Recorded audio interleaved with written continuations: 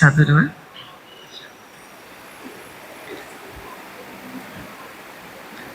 A'udzubillahi minasyaitonirrajim. Bismillahirrahmanirrahim. Assalamualaikum warahmatullahi wabarakatuh.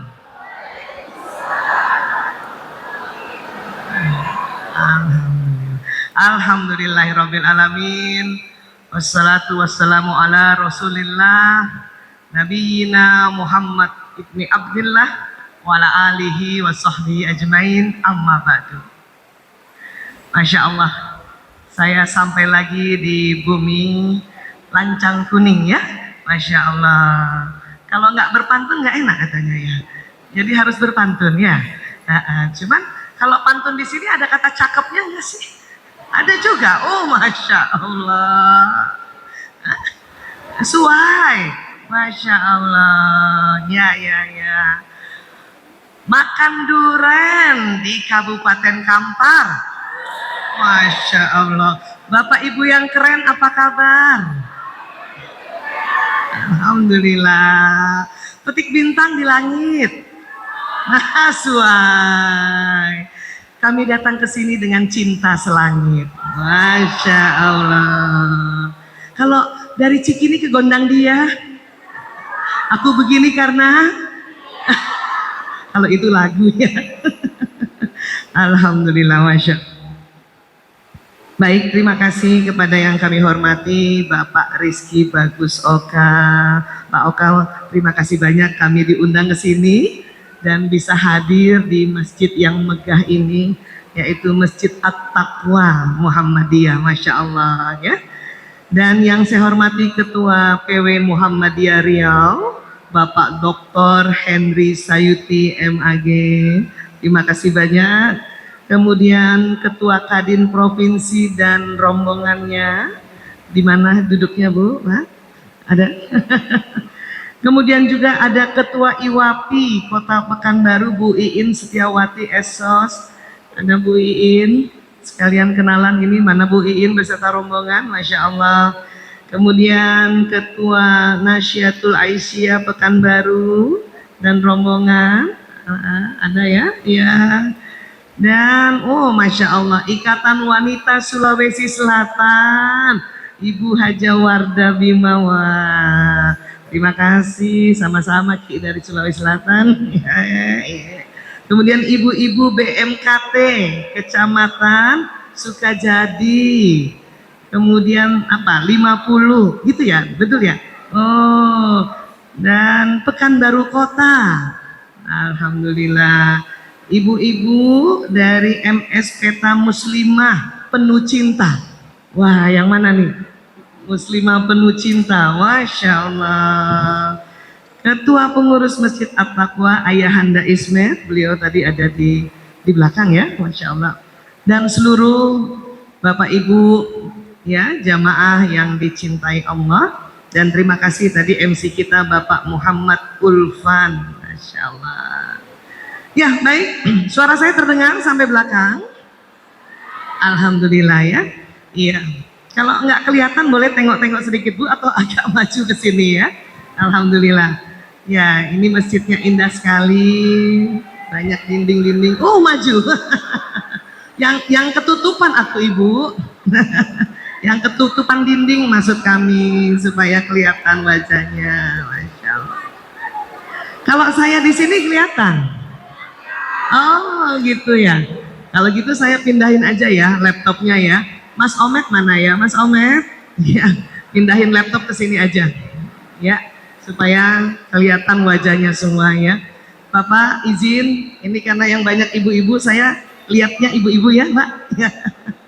Sini aja, ini aja. Ya, terima kasih, Masya Allah. Bapak Ibu, bulan ini bulan Rabiul Awal, ya. Di bulan Rabiul Awal ini sebetulnya ada 3 peristiwa besar yang luar biasanya jatuh pada tanggal yang sama, yaitu 12 Rabiul Awal. Pertama tentu kelahiran Nabi Muhammad Sallallahu Alaihi Wasallam. Ya, kemudian juga Rasulullah Sallallahu Alaihi Wasallam ini luar biasa ini. Rasanya jarang atau bahkan tidak ada manusia yang hari lahirnya dan hari wafatnya, tanggalnya, bulannya sama dan harinya sama. Jadi 12 Rabiul Awal sewaktu Rasulullah lahir itu bertepatan hari Senin, meninggal beliau juga, wafat beliau juga 12 Rabiul Awal hari Senin, hanya tahunnya yang berbeda. Pasti sangat populer sekali kita tahu ya bahwa baginda Nabi SAW lahir tahun Gajah, Masya Allah.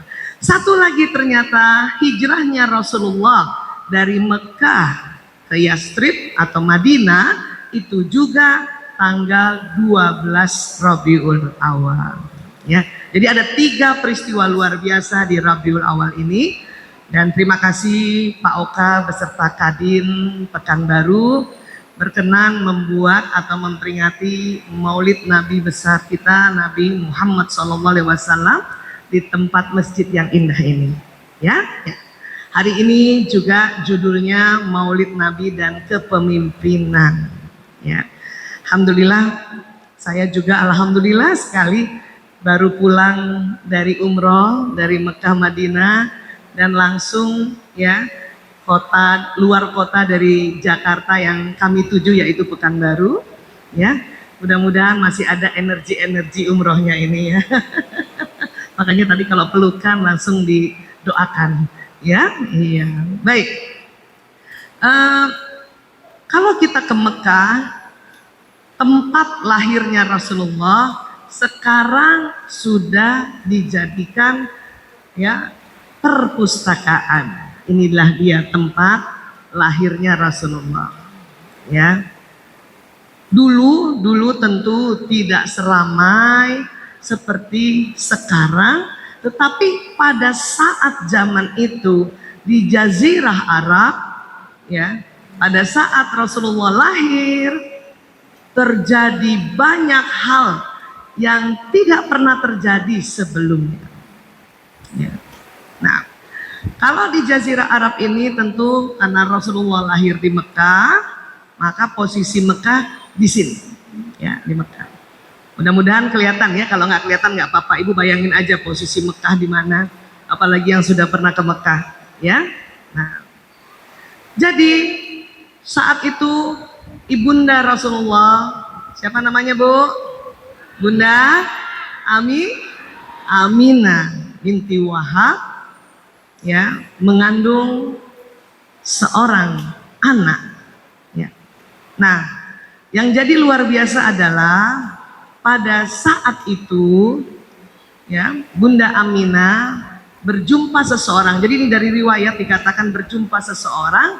Kemudian juga kakek Nabi Muhammad SAW bermimpi ya berjumpa seseorang yang meminta nanti janin yang dilahirkan oleh Bunda Aminah ya diberi nama Muhammad.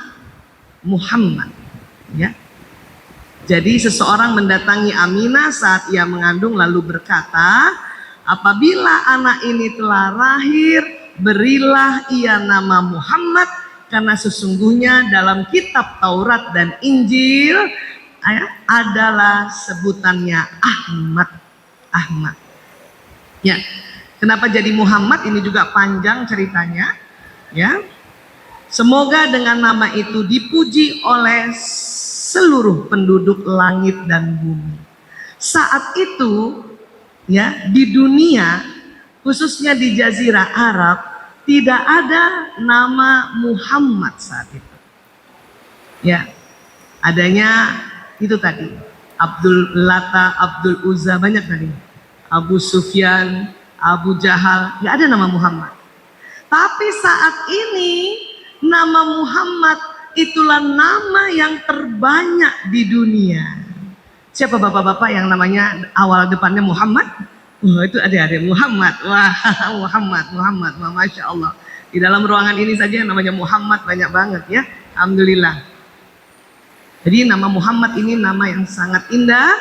Jadi bersyukurlah bapak-bapak atau ibu yang memberikan nama anaknya Muhammad. Apa yang terjadi pada saat Bunda Aminah hamil? Ya. Ini banyak kisahnya, ya. Jadi kisahnya itu Bunda Aminah heran pada saat dia hamil, Bunda Aminah melihat ada cahaya dari rahimnya ini, ya, dari dalam rahimnya, dan cahayanya itu luar biasa menerangi sampai ke Syam. Ya. Syam itu di mana Bu Aisyah? Oh, jadi kalau misalnya tadi gambarnya ya Mekah di sini, Syam itu naik ke atas itu. Ya. Syam naik ke atas. Palestina pun dianggap negeri Syam saat itu. Cahayanya sampai situ. Bahkan pada saat Nabi Muhammad lahir, ada bidannya. Bidannya namanya Ashifa. Ibu dari sahabat Rasulullah Abdurrahman bin Auf. Itu bidan dari Nabi Muhammad. Kata Ashifa, sewaktu Nabi lahir, itu seluruh ruangannya penuh cahaya. Bahkan menerangi cahayanya ini dari timur ke barat. Allahu Akbar. Ya. Dan banyak lagi ya informasi atau banyak lagi kisah dari Rasulullah saat di dalam rahim seorang ibu, ya, seorang ibu yang bernama Aminah bercahaya, masya Allah. Ya. Sekarang ibu, waktu ibu hamil bercahaya nggak anaknya Bu? Hah? Mungkin ibu nggak lihat ya, gelap. Ada yang hamil anaknya gelap. Bagaimana sih Bu Aisyah kalau zaman sekarang supaya anak kita bercahaya? Nah ini. Jadi tubuh manusia ini sebetulnya ya dipengaruhi lingkungan ya, saat dia di dalam rahim, saat lahir, masa kanak-kanak, masa remaja dan dewasa. Ya. Artinya kalau mau kita punya anak bercahaya dari dalam rahim, itu ada beberapa cara sekarang. Mudah-mudahan ibu-ibu waktu hamil sudah melakukannya. Ya. Apa tuh Bu Aisyah? Sebelum cerita ibu hamil yang sekarang, kita umatnya Rasulullah, ya. Saya mau cerita dulu tentang otak manusia. Nah, ini otak manusia. Ya. Allah ciptakan otak manusia ada dua, otak besar dan otak kecil. Kemudian Allah bagi belahan kanan dan belahan kiri. Ya. Bapak Ibu coba dulu belai-belai kepalanya dulu. Ibu usap-usap kepalanya. Iya. Ada otaknya Bu? Ada, alhamdulillah. Takut lupa Pak. Banyak ibu-ibu lupa punya otak. Anak sekolah aja baru ingat punya otak kalau mau ujian. Baru dia bilang Allah gitu. Ibu-ibu kalau ingat punya otak kapan Bu? Kalau tanggung bulan. Baru kita ingat ya Allah. Baru kita pegang otak kita ya. Nah ini. Ada apa di dalam otak manusia Allah ciptakan Bu Aisyah? Ya. Walaupun Bapak Ibu tidak sekolah kedokteran, tidak sekolah kesehatan, tapi kita harus tahu apa sih yang ada di dalam tubuh manusia. Karena ya kalau kita semakin mengenali diri kita, ya maka kita akan semakin kagum kepada proses penciptaan manusia dari Allah Ta'ala. Ya. Ada apa di otak? Ada ini, mudah-mudahan kelihatan. Bapak juga mudah-mudahan kelihatan ya layarnya karena ada di sini. Ya, apa itu sel otak? Ini bagus buat anak-anak lihat. Sebelah sini boleh dah duduknya. Sini sayang duduk biar kelihatan. Atau agak ke situ boleh. Ini anak-anak penting lihat ini. Ya, sel otak. Apa Bu? Sel otak. Ada berapa Bu Aisyah sel otak? Banyak sekali. Ada 100 miliar sel otak. Satu sel otak atau disebutnya kalau pakai bahasa Latin neuron itu seperti kerjanya satu komputer yang tercanggih di zamannya. Ya, saya lahir tahun 1968, punya 100 miliar. Ya. Pak Oka lahir tahun berapa, Pak? Hah? 91, punya juga 100 miliar. Tapi otaknya Pak Oka lebih canggih dari saya. Bu Widya lahir tahun berapa? Sama 91. Bu Widya juga punya 100 miliar, tapi otaknya lebih canggih dari saya. Ya. Anak-anak lahir tahun berapa, Nak? Kamu lahir tahun berapa, Nak? 2015. Siapa namamu, Nak? Muhammad Lutfi. Panggilannya Lutfi. Ananda Lutfi lahir 2015. Ananda Lutfi juga sel otaknya jumlahnya 100 miliar, tetapi lebih canggih dari otaknya Pak Oka. Mohon maaf ya, Pak. Jadi generasi yang lahir semakin baru, otaknya semakin canggih. Ya. Kalau umur-umur lama kayak saya, Ibu, siapa yang lahir tahun 60-an juga sama seperti saya? Angkat tangan. Oh, alhamdulillah banyak juga yang hadir lahir tahun 60-an ya. Iya, Bapak yang tahun 60-an lahir? Ada, Pak? Masya Allah. Atau yang 50 barangkali? Ada yang lahir tahun 50? Luar biasa. Yang ibu-ibu yang lahir tahun 70-an? Ada? Alhamdulillah banyak di sini ya. Yang 80? Alhamdulillah, wow, lebih banyak yang 80 rupanya ya. Yang 90? Lebih banyak lagi. Kamu kayaknya 2020 ya? Enggak. Ya, jadi semua manusia lahir dengan jumlah otak 100 miliar. Hanya memang semakin muda usianya, semakin canggih. Apa canggihnya, Bu Aisyah?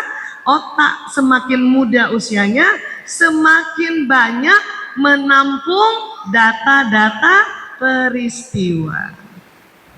Kalau otak yang kayak saya 60, 50 ya, itu otak yang bukan canggih tapi tangguh. Ya Bu, jadi ibu yang lahir 60-an, 50-an otaknya tangguh ya Bu. Iya, saking tangguhnya kalau terbentur tidak apa-apa. Anak-anak ya memang canggih, tapi hati-hati, mereka tidak boleh dibenturkan otaknya.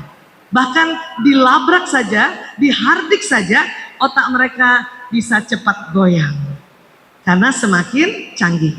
Ya, makanya sekarang kenapa orang tua diminta belajar bagaimana ilmu parenting agar tidak sedikit-sedikit marahin anak, hardik anak, cubit anak. Ya. Memangnya apa yang terjadi di otak ini? Ya kita lihat.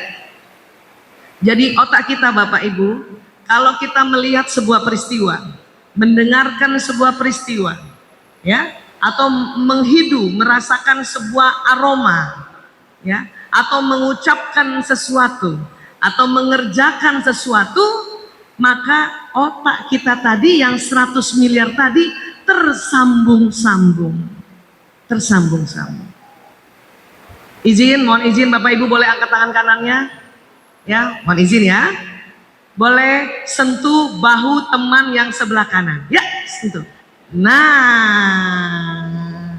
itu seperti sambungan otak. Nah, karena awalnya otak manusia belum tersambung. Nanti kalau kita melihat sesuatu, mendengarkan sesuatu, baru tuh tersambung. Maka jangan heran kalau ada orang bilang, dasar otaknya nggak nyambung. Karena awalnya memang otak kita tidak tersambung. Ya, coba kita lihat tuh sambungan otak. Pada saat otak tersambung, ya, saya pertama kali kemarin malam disambut oleh Pak Oka dan Bu Widya. Saya belum pernah lihat wajahnya Bu Widya. Kalau ibunda beliau sudah beberapa bulan yang lalu. Ya, Pak Oka pertama saya lihat di flyer. Nah, waktu pertama saya lihat otak saya tersambung. Oh, ini dia wajah Pak Oka. Nah, Waktu ketemu Bu Widya, tersambung otak saya. Oh, ini dia wajahnya Bu Widya. Waktu ketemu Pak Oka, berarti sambungan saya 2 kali. Pertama dari flyer, kedua dari lihat langsung. Maka sambungan di otak nanti semakin kuat. Kemudian ketemu lagi tadi siang, tersambung lagi. Ya, temu lagi nanti, insya Allah tersambung. Pak Ulfan hari ini tersambung otak saya terhadap wajah Pak Ulfan. Ya, kemudian beliau tadi ngomong, bicara sebagai MC, sebagai moderator, tersambung lagi di otak saya. Ya, warna suara Pak Ulfan. Seperti itu kerja otak. Semakin sering kita bertemu seseorang, semakin kuat sambungannya, artinya semakin ingat memorinya. Begitu juga pada saat kita belajar, sewaktu kita belajar pertama kali, tersambung otak kita. Waktu belajar 2 kali, tersambung 2 kali. Waktu belajar 3 kali, tersambung 3 kali. Waktu belajar 4 kali, tersambung 4 kali. Itulah makanya pada saat kita belajar, perlu kita ulang-ulang. Perlu kita murojaah agar sambungan otak ini tersambung berkali-kali sehingga daya ingat kita kuat. Ya. Nah, sekarang tadi Bu Aisyah bilang bagaimana caranya supaya ibu hamil anaknya bercahaya. Ya. Jadi ya, otak kita sambungannya kayak gini ya, Bapak Ibu ya. Mudah-mudahan kelihatan gambarnya. Situ juga bisa kelihatan, di sini bisa kelihatan, tersambung. Itu yang terjadi di otak manusia. Allahu Akbar. 1 detik ada 2 juta sambungan. Masya Allah ya. Nah sekarang dari otak ke badan, ini mohon maaf ya, kita belajar tubuh manusia ya. Kalaupun Bapak Ibu tidak lihat gambarnya, coba rasakan di badannya. Ada namanya sistem saraf. Sistem saraf. Ya, sistem saraf kayak gitu. Jalan di sumsum tulang belakang, kemudian jalan ke seluruh tubuh. Sistem saraf ini kerjanya seperti kabel listrik. Karena di otak tadi ada listrik. Listrik juga jalan di badan. Listrik itu akan jalan lewat sistem saraf. Membawa apa listrik itu? Membawa pesan. Ya, membawa pesan-pesan dari mana? Pesan dari otak. Bahkan pesan apa yang kita ucapkan. Bapak Ibu datang ke sini itu karena badan Bapak Ibu diperintahkan oleh sebuah pesan yang Bapak Ibu sudah canangkan dari rumah. Bisa baru tadi, ba'da asar, bisa kemarin karena baru lihat pengumumannya kemarin.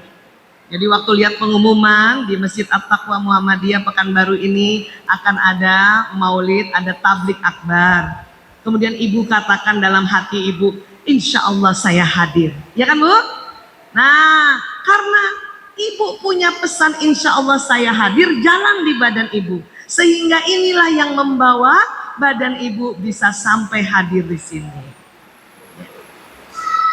Mungkin ada juga yang datang karena diminta oleh pasangannya. Ada Bu? Yang datang ke sini disuruh suami? Ada Bu? Banyakan siapa yang datang ke sini dengan kemauan sendiri? Alhamdulillah. Tapi izin suami ya Bu? Izin. Siapa yang bawa suaminya ke sini? Oh, Masya Allah. Ya, Bapak yang datang ke sini sendiri nggak sama istri ada? Ada juga. Ya, jadi ini badan jalan. Sehingga badan ini akan jalan melakukan pesan apa yang kita sebutkan. Maka innamal a'malu binniyat, ya, sesungguhnya amal atau aktivitas ya atau action istilahnya ya dimulai dari niat, karena setiap yang kita niatkan baik secara zahir diucapkan maupun secara sir ya dibatinkan itu jalan di sistem saraf ini. Maka badan ini melakukan hal-hal yang kita niatkan. Terkadang sama orang melakukan sesuatu, pergi ke kantor sama pergi ke kantor, tapi yang beda niatnya. Ada orang pergi ke kantor dengan niatan apa? Ya, mau niat pokoknya daripada di rumah nanti nggak enak dilihat tetangga, maka pergi ke kantor. Ada yang begitu, ya. Tapi ada juga yang niat bahwa pergi ke kantor menjemput nafkah keluarga. Ada juga yang menambahkan niatnya, ya Allah, saya ke kantor menjemput nafkah keluarga lillahi ta'ala. Itu akan beda nanti. Bedanya di mana? Cara kerjanya. Ya. Mungkin yang niatnya tipis-tipis saja, biasa-biasa aja cara kerja, badannya bekerja cuman ya tipis-tipis saja, tidak giat.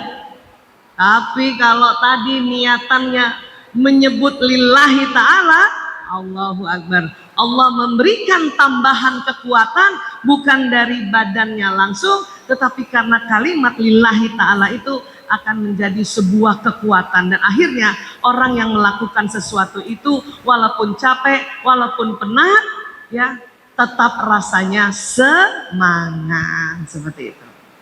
Ya.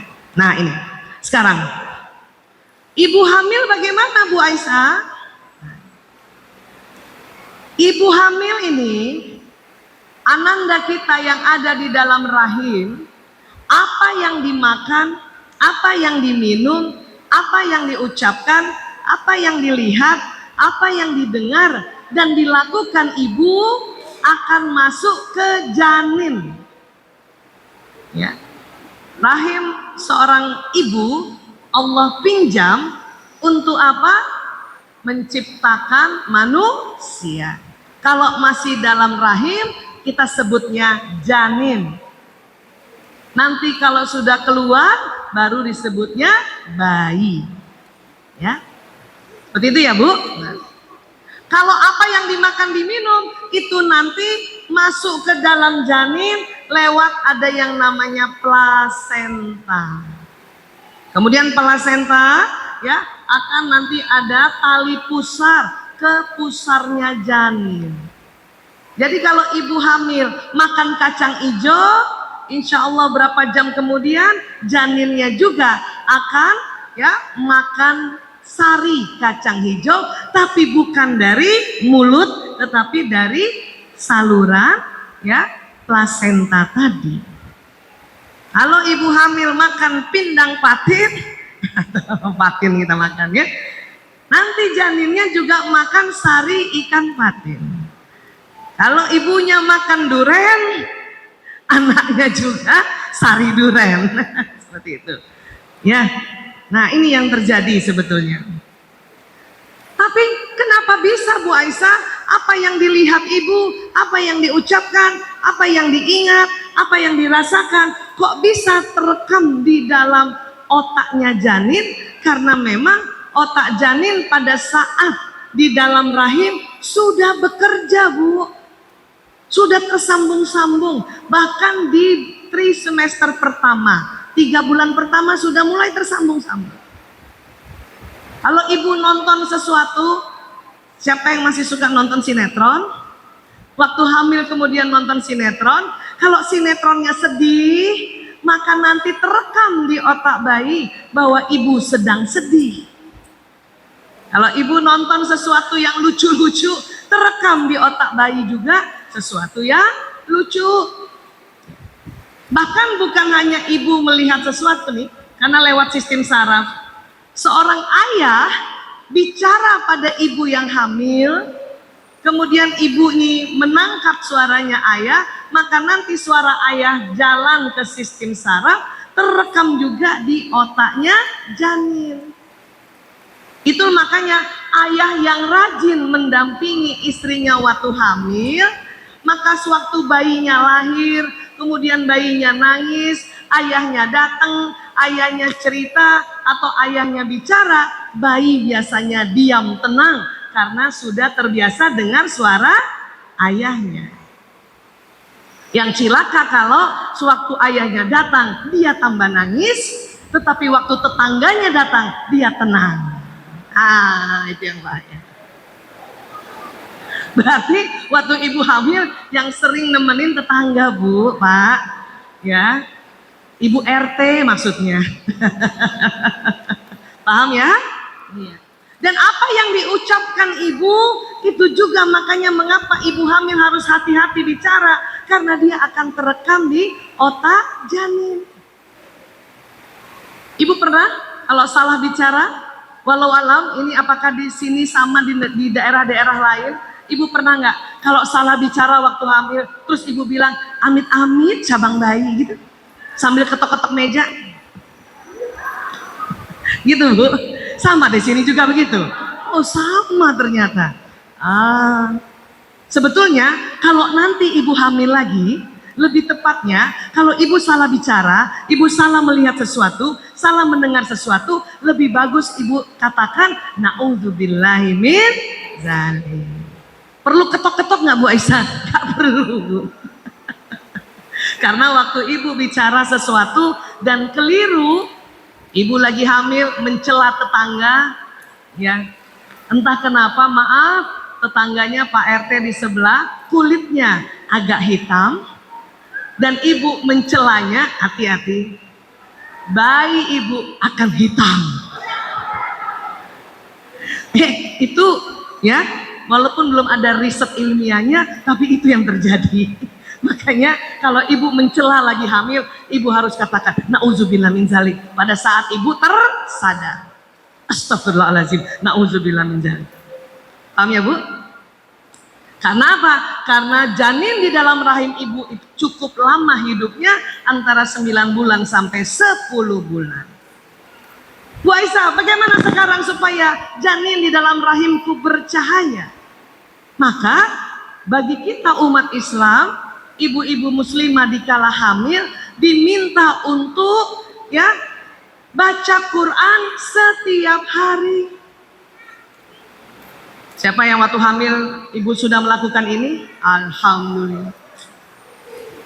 Yang belum, sabar ibu, hamil lagi. Yang berikutnya mulai. Barangkali dulu cuma sepekan sekali baca Qurannya, nanti hamil berikutnya ya setiap hari ibu baca Quran. Masya Allah. Ya, dan otak janin pada saat ibu baca Quran tersambung-sambung otaknya, ya tentang apa yang ibu baca. Satu huruf Al-Quran Allah berikan pahalanya 10 kebajikan, dan rupanya ahli neuroscience pernah merekam pada saat ibu hamil baca Quran, ya kemudian ada USG di rahim ibu itu, ya USG itu bertambah terang, tambah bercahaya. Paham ya Bu? Bu Aisyah, boleh nggak kalau kita hamil main TikTok? Seperti itu?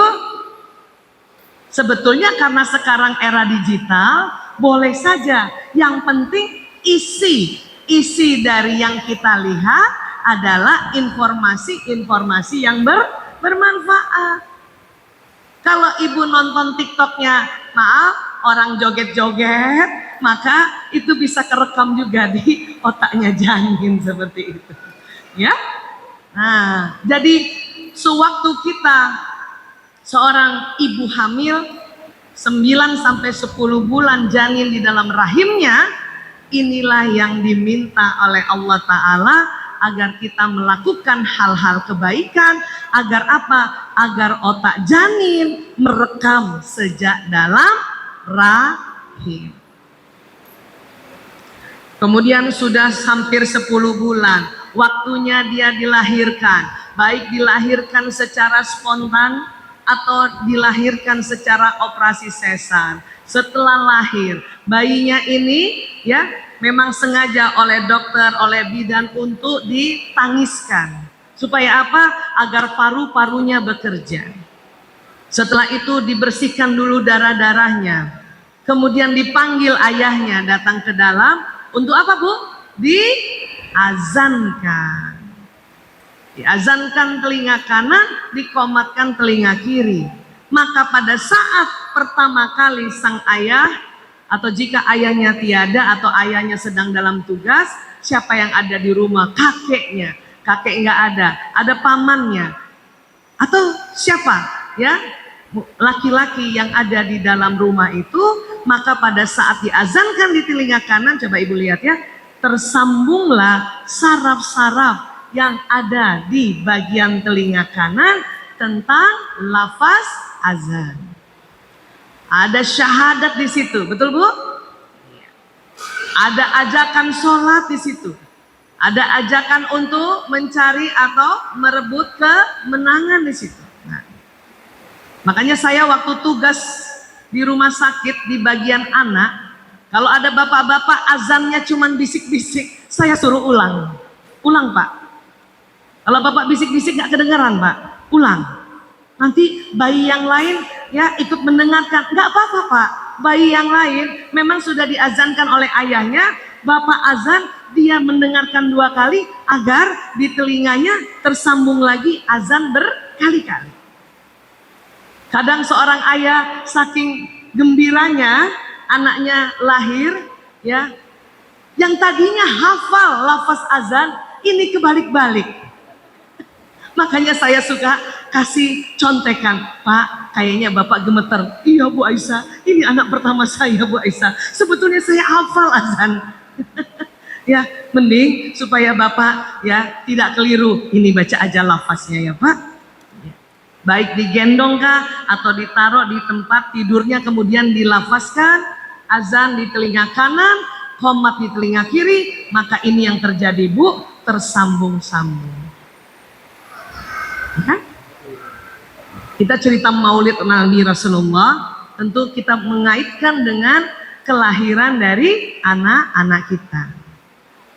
Atau nanti ibu-ibu yang ya anaknya sudah menikah dan nanti lahir cucu, nah dan kemudian mantunya belum sempat datang ke sini belajar tentang ini, nanti ibu yang sampaikan ya, neneknya yang sampaikan, ya eyangnya yang sampaikan ya.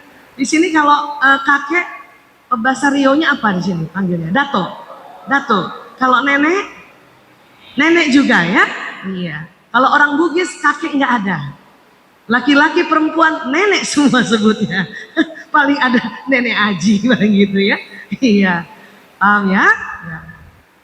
Setelah diazankan biasanya di dalam kehidupan keluarga muslim ada yang diminta juga pada anak yang baru lahir, walaupun bukan wajib, hukumnya sunnah muakkad. Apa itu? Akikah. Kenapa?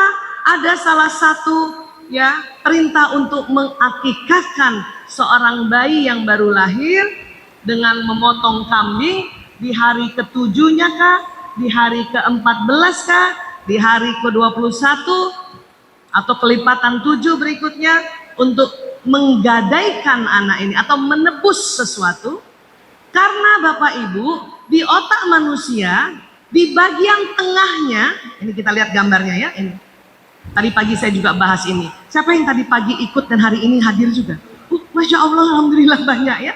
Ya, masih ingat tadi pagi kita belajar otak emosi. Otak emosi itu ada di tengah otak, Pak. Tadi pagi juga saya sudah sampaikan, ya. Ukuran otak emosi manusia itu yang di tengah otak sebesar kepalan tangan masing-masing. Coba Bapak Ibu kepalkan tangan begini. Nah, bayangkan dia ada di dalam otak Bapak Ibu, di tengah otak, di tengah. Sebesar inilah otak emosi Bapak Ibu. Coba sekarang Bapak Ibu kepalkan tangan.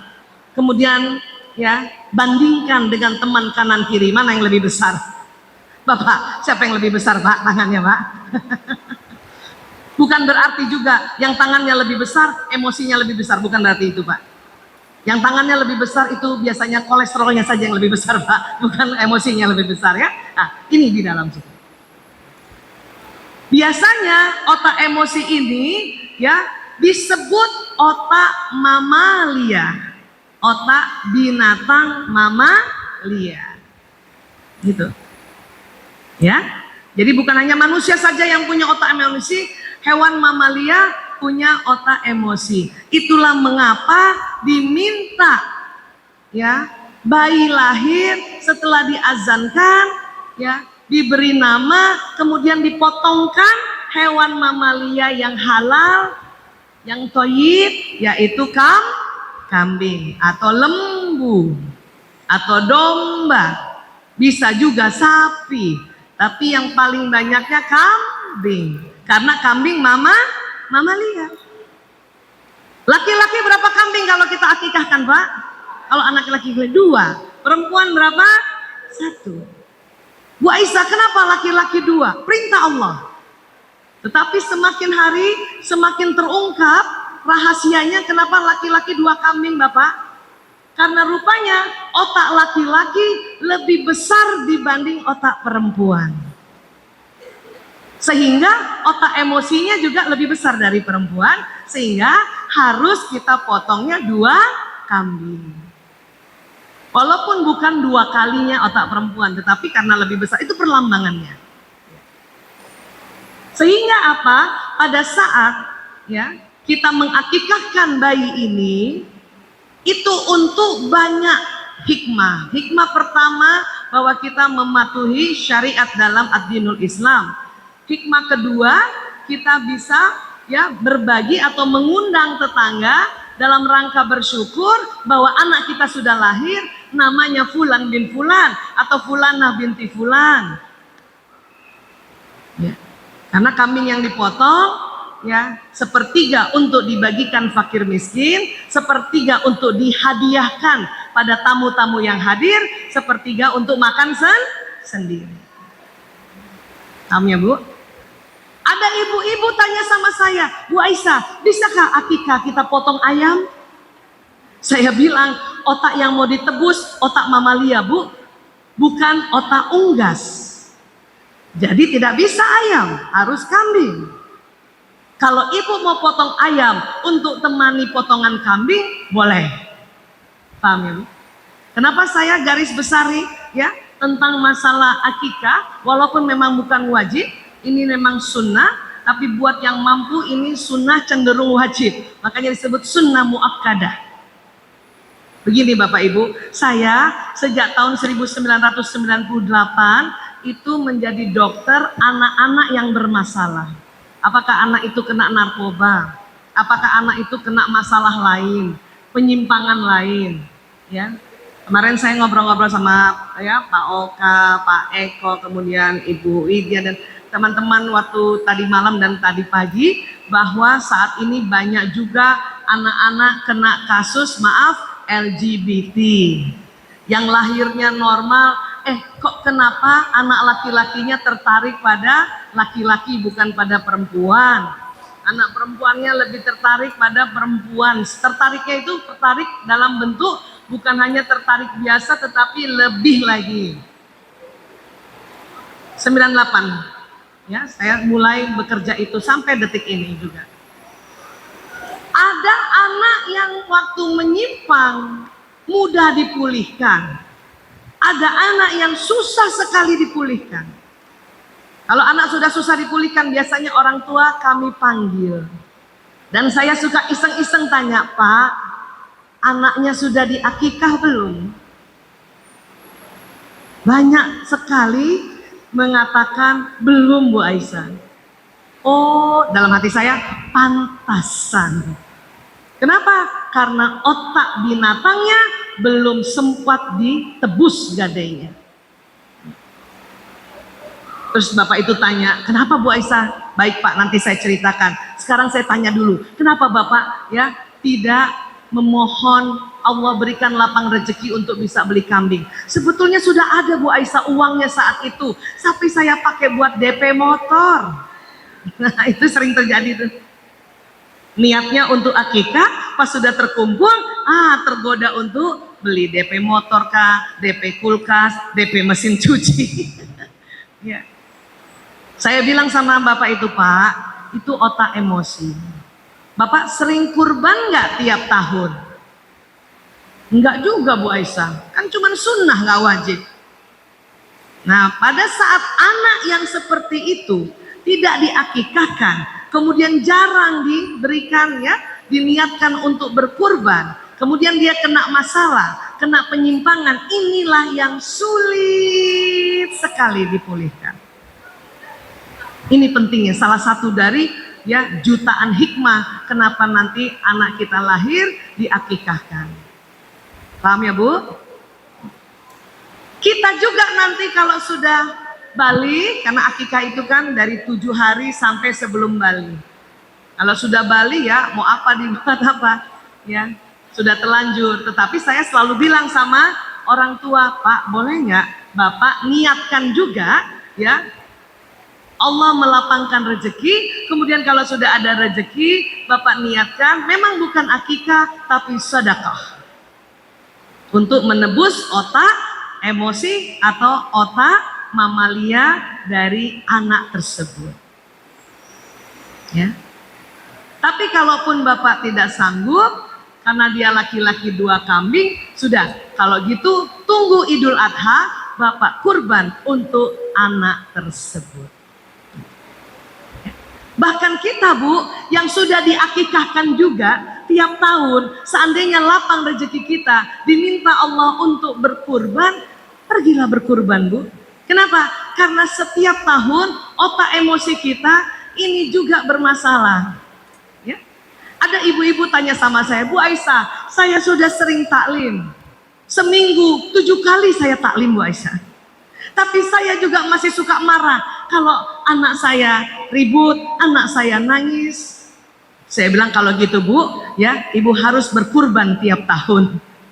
Agar apa? Agar otak emosi ibu ya tertebus dengan kurban ibu juga. Itu salah satu manfaat kurban yang dikaitkan dengan neuroscience, ilmu otak ya.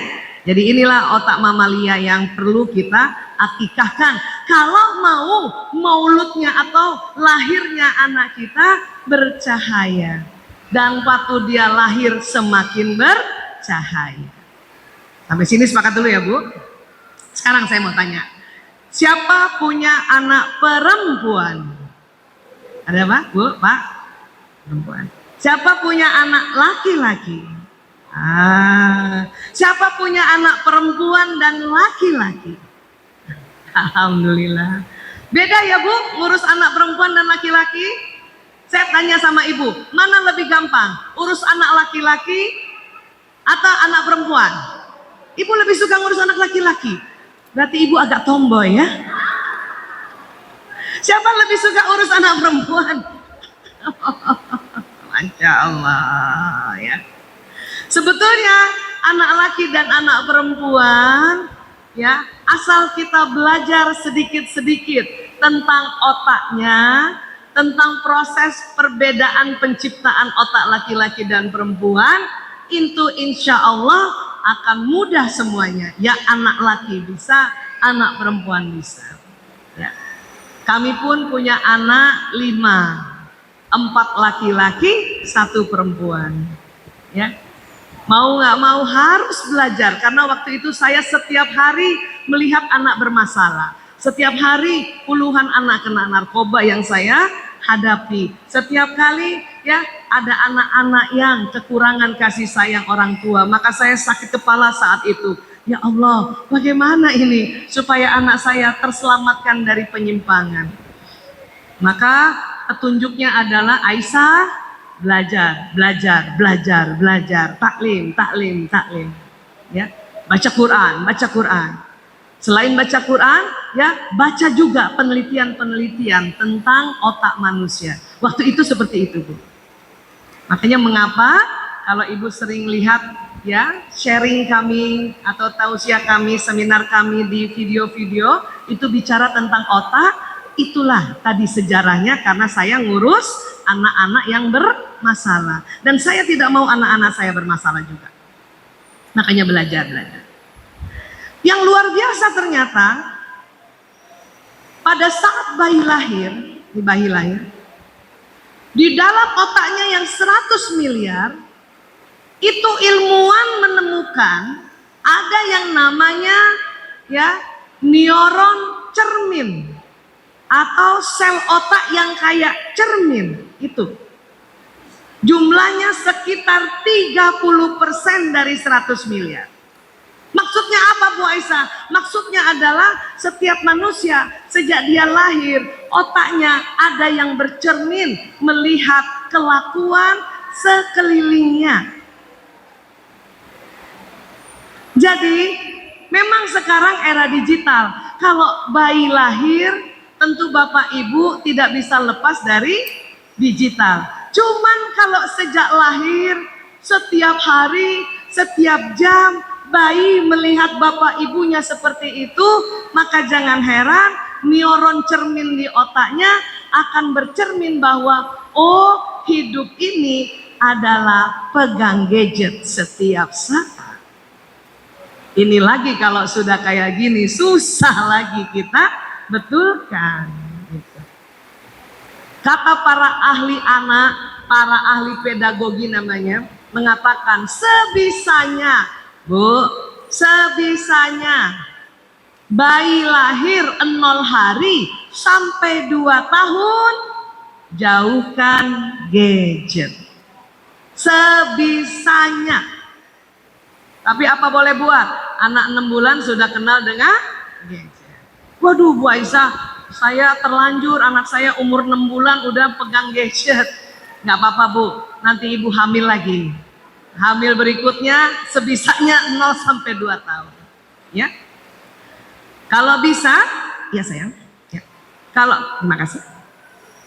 Kalau bisa anak 0 hari sampai 2 tahun, ibu ya lebih banyak bicara sama anak ini. Walaupun anak ini kadang kita merasa dia tidak mengerti.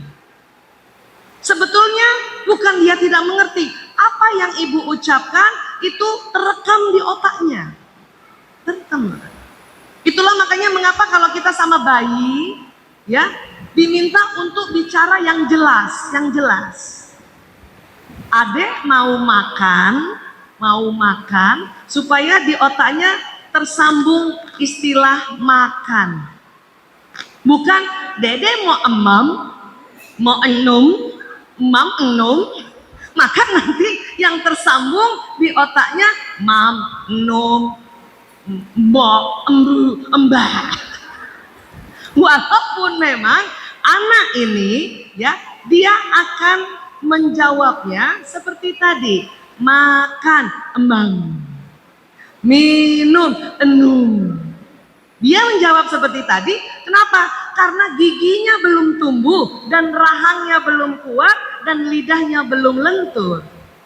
Tapi sampaikan dengan kalimat-kalimat atau kata-kata yang benar.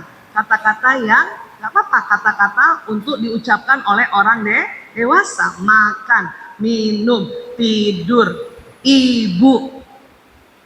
Ini ibu, terus dia jawab, bu. Kan gitu ya, supaya otaknya ini terekam dengan benar.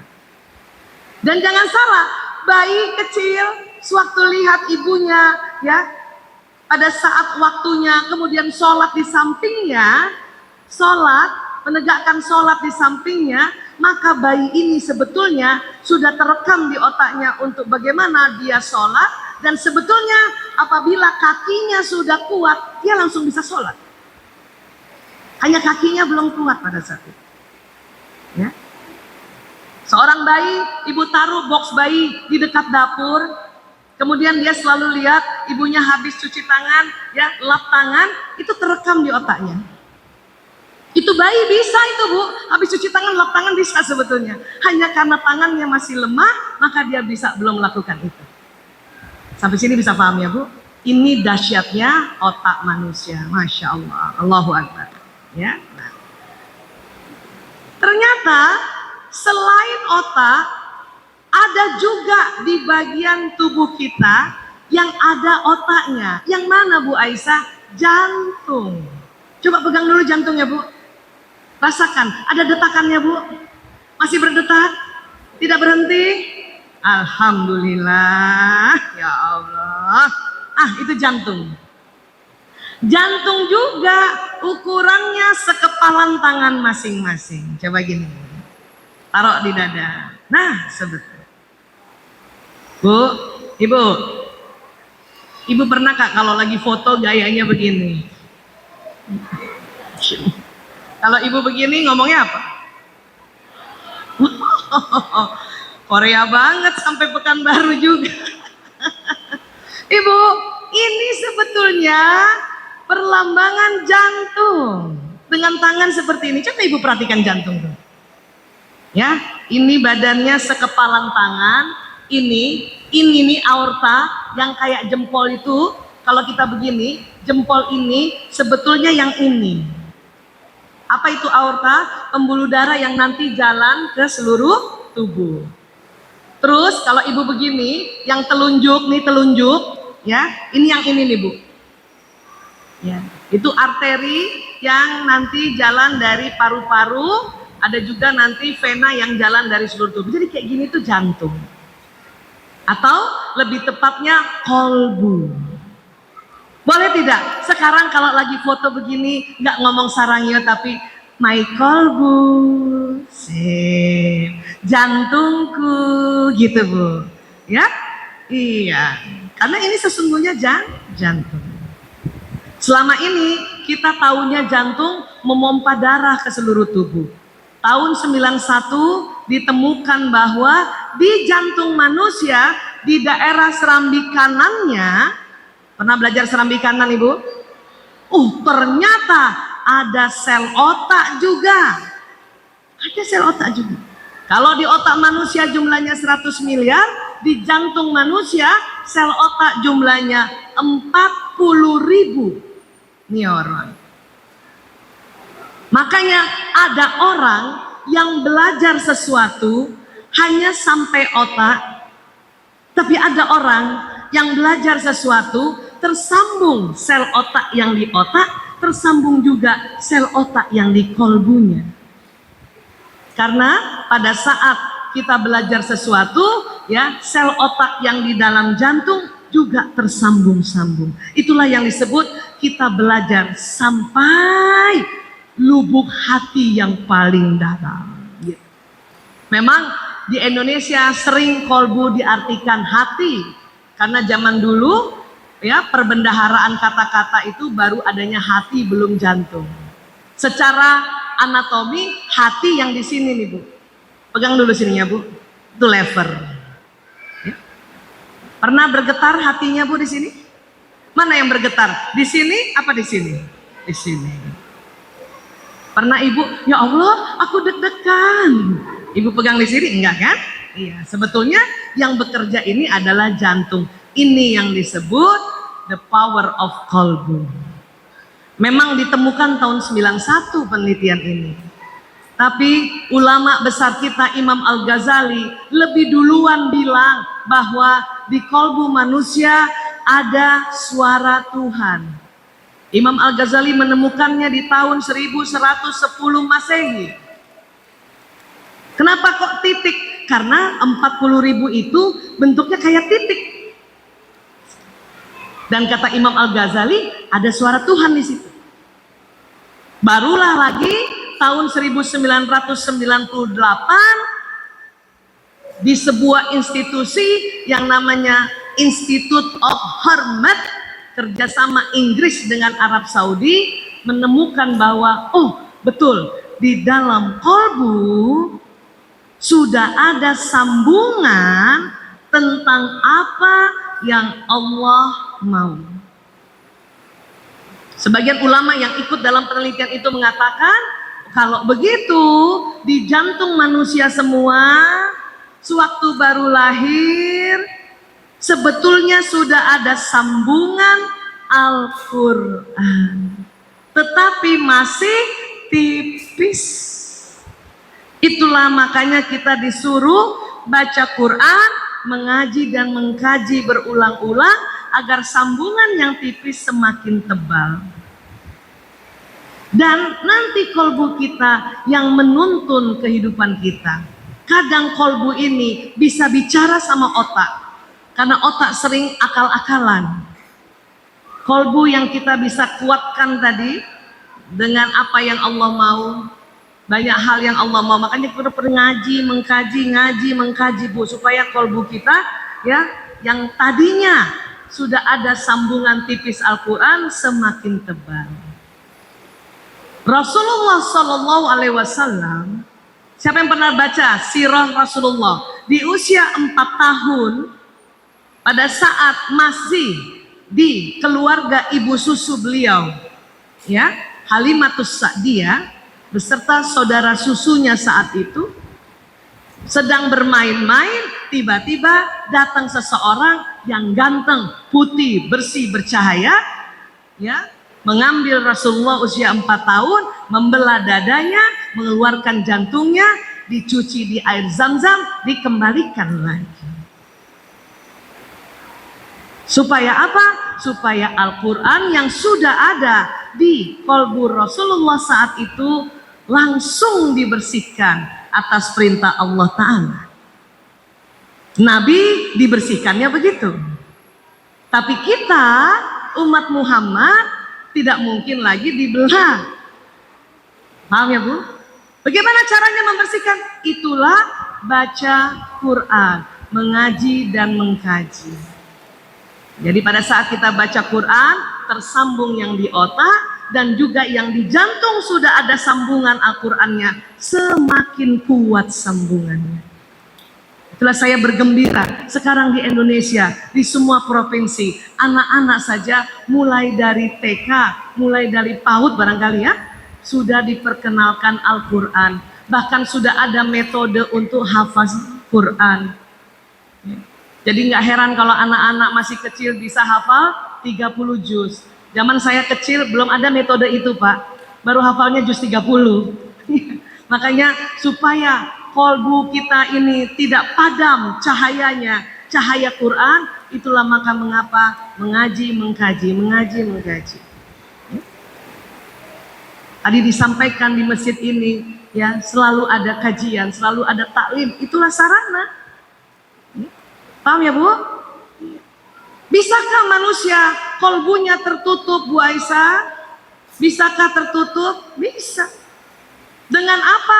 Dengan ajaran-ajaran lain yang bukan Allah mau. Karena setiap apa yang kita pelajari selain tersambung di otak bisa juga tersambung di jantung. Ini yang bahayanya. Ini yang bahaya. Zaman dulu sekolah Islam sedikit. Baru ada Muhammadiyah. Luar biasa Muhammadiyah. Ya. Saya dulu sekolah di Jakarta, selain Muhammadiyah, sekolah Islam Al-Azhar. Ada Al-Azhar di sini? Ada juga ya, Masya Allah. Al-Azhar juga ya, semakin banyak alhamdulillah. Saya waktu itu sekolah di Al-Azhar. Saya merasa, ya Allah, seandainya kalau saya nggak sekolah di Al-Azhar, belum tentu ya saya punya kolbu terasah atau semakin kuat suara Tuhan.